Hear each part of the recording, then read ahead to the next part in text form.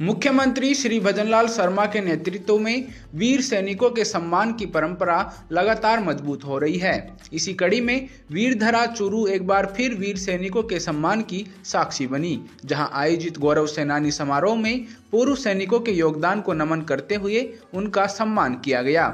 इस समारोह में मुख्यमंत्री श्री भजनलाल शर्मा ने चूरू खेल स्टेडियम का नाम बदलने का भी ऐलान किया। मुख्यमंत्री श्री भजनलाल शर्मा ने सेना की ओर से आयोजित गौरव सेनानी समारोह में मुख्य अतिथि के रूप में शिरकत की। इस मौके पर उन्होंने राष्ट्र के प्रति निस्वार्थ योगदान के लिए पूर्व सैनिकों का सम्मान किया। साथ ही पूर्व सैनिकों को जॉब लेटर्स भी प्रदान किए गए। मुख्यमंत्री ने चूरू खेल स्टेडियम का नाम 1971 के भारत पाकिस्तान युद्ध के महान योद्धा लेफ्टिनेंट जनरल सगत सिंह राठौड़ के नाम पर करने की भी घोषणा की। आजादी की लड़ाई में चूरू के सेनानियों की भागीदारी इस जिले के साहस और स्वाभिमान की सच्ची कहानी है। सन 1962 के भारत चीन युद्ध, 1965 और 71 के भारत पाकिस्तान युद्ध तथा कारगिल विजय अभियान जैसे सभी बड़े युद्धों में चूरू के सैनिकों ने सीमाओं की रक्षा में बहुत बड़ी भूमिका निभाई है। 1971 के भारत पाकिस्तान युद्ध में चूरू की धरती के महान योद्धा लेफ्टिनेंट जनरल संगत सिंह राठौड़ ने ऐसा युद्ध कौशल दिखाया जिसके कारण उन्हें दुनिया के महान सेनापतियों में गिना जाता है। इसी गर्व को सम्मान देते हुए मैं आज घोषणा करता हूं कि चूरू खेल स्टेडियम का नाम अब लेफ्टिनेंट जनरल संगत सिंह राठौड़ के नाम से रखा जाएगा, ताकि आने वाली पीढ़ी हमारे वीर सैनिकों की गाथाओं को जानकर युगों तक प्रेरित होती रहे। प्रधानमंत्री श्री नरेंद्र मोदी के नेतृत्व में मजबूत हो रही भारतीय सेना का जिक्र करते हुए मुख्यमंत्री श्री भजनलाल शर्मा ने कहा कि इंडियन सेना ने surgical strike, Balakot air strike, operation पराक्रम, ऑपरेशन रक्षक और ऑपरेशन सिंदूर जैसे अभियानों से दुश्मनों को मुंह तोड़ जवाब दिया है। भाई और बहनों, देश के यशस्वी प्रधानमंत्री श्री नरेंद्र मोदी जी के नेतृत्व में भारत एक प्रमुख विश्व शक्ति बनकर उभर रहा है। उनके नेतृत्व में भारतीय सेना और मजबूत हुई है। Surgical strike, Balakot air strike ने पूरी दुनिया को बता दिया कि नया भारत अब घर में घुस करके मारता है। और मैं एक बात और कहना चाहता हूं, आज आप देख रहे हैं आत्मनिर्भर भारत, और मैं सबसे बड़ी बात यह है कि रक्षा के क्षेत्र में हमारा भारत आत्मनिर्भर बना है, और ये माननीय देश के यशस्वी प्रधानमंत्री नरेंद्र मोदी जी की देन है। आज हम देख सकते हैं कि जितने भी हमारे इंस्ट्रूमेंट बनाए गए हैं रक्षा के क्षेत्र में वो अपने हैं। भारतीय सेना ने ऑपरेशन पराक्रम, ऑपरेशन रक्षक और ऑपरेशन सिंदूर जैसे अभियानों के माध्यम से ये दिखाया है कि हमारी सेना दुश्मनों को मुंह तोड़ जवाब देती है।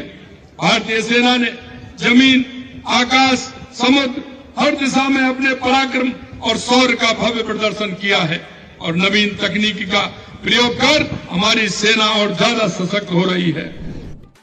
मुख्यमंत्री ने राजस्थान सरकार द्वारा सैनिकों को दी जा रही सुविधाओं का भी जिक्र किया। उन्होंने बताया कि सैनिकों, पूर्व सैनिकों और उनके आश्रितों को सभी सुविधाएं एक ही स्थान पर उपलब्ध कराने के लिए एकीकृत सैनिक कल्याण कॉम्प्लेक्स का निर्माण किया जा रहा है।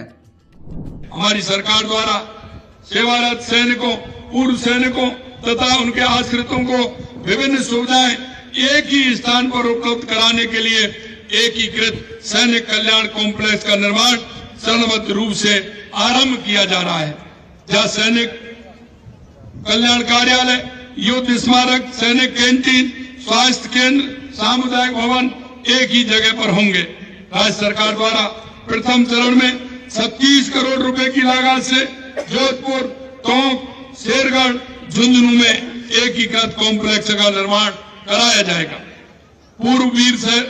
पूर्व सैनिकों, वीरांगनाओं और पूर्व सैनिकों के आश्रितों एवं परिवारों को विभिन्न प्रतियोगी परीक्षाओं के लिए प्रशिक्षण की सुविधा दिए जाने हेतु जोधपुर में मेजर शैतान सिंह कौशल विकास प्रशिक्षण केंद्र की स्थापना की जाएगी। इस दौरान सप्तशक्ति कमान के general officer commanding in chief lieutenant general Manjinder Singh ने पूर्व सैनिकों की भूमिका की जमकर तारीफ की। उन्होंने कहा कि हम पूर्व सैनिकों को सेकंड लाइन ऑफ डिफेंस के रूप में देखते हैं।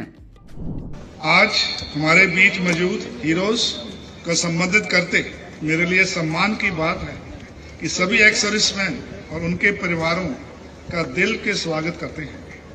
आपकी उपस्थिति इतनी बड़ी संख्या के अंदर ये दर्शाती है कि आज आप भी हमारे साथ जुड़ रहे हैं। ये रैली हमारे आपसी जुड़ाव, भरोसे और भावनाओं को शेयर करने का एक गोल्डन अपॉर्चुनिटी है। ऐसे अवसर हमें और भी करीब लाते हैं। आज के दिन, क्योंकि जैसे हमारे दुनिया के अंदर सिचुएशन बदल रही है, बहुत से देश जंग से जूझ रहे हैं, जिसके अंदर हमारे देश की सिक्योरिटी सिचुएशन भी बहुत अनसर्टन है। बॉर्डर्स के ऊपर भी और देश की अंदरूनी सिचुएशन भी खराब हो सकती है। इसके अंदर भी हमारे एक्स सर्विसमैन को सेकंड लाइन ऑफ डिफेंस के रूप में हम देखते हैं और इसका योगदान बहुत आगे बढ़ने वाला है। राजस्थान के बारे में बात की जाए तो राजस्थान देश की आर्म फोर्सेस में योगदान देने का एक बहुत ही गर्वपूर्ण प्रदेश है। पॉपुलेशन से देखें तो राजस्थान सिर्फ भारत की 2% पॉपुलेशन है, लेकिन सेनाओं के अंदर 10% योगदान राजस्थान से आता है। मुख्यमंत्री ने कार्यक्रम स्थल पर आयोजित प्रदर्शनी का अवलोकन भी किया। इस अवसर पर चूरू विधायक श्री हरलाल साहरण समेत कई जनप्रतिनिधि, वरिष्ठ सैन्य अधिकारी, पूर्व सैनिक और वीर नारियां भी मौजूद रहीं।